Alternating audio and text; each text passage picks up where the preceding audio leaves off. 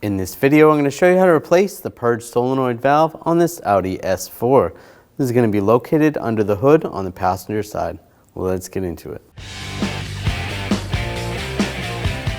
Now right here, we're going to disconnect the connector. Just push down on the tab.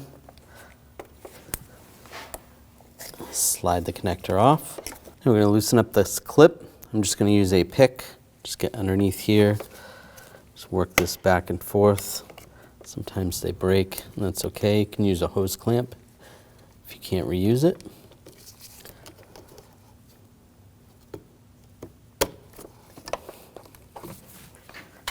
With that loose, grab the hose and pull it off. Grab the valve. You can slide it off the bracket right there. And there's another clamp. Loosen this one up. Just use a pick, spread that. And again, this one broke as well, that's okay. And slide that out. Slide the clamp off. You want to take the old valve out of this rubber boot. Just pull that off. That slides out. Take the new one, slip the new one in place. Now I got some new hose clamps. Put those over the hoses.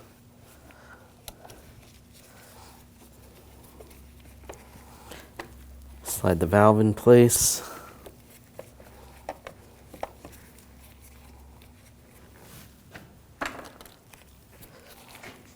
And just snug this down.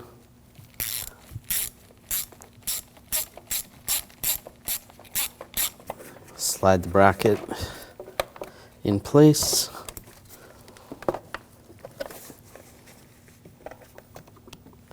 And this hose, push that over. And tighten this clamp down.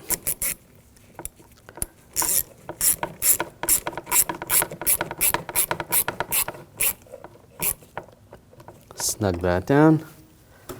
Take the connector, line it up. Lock it in place.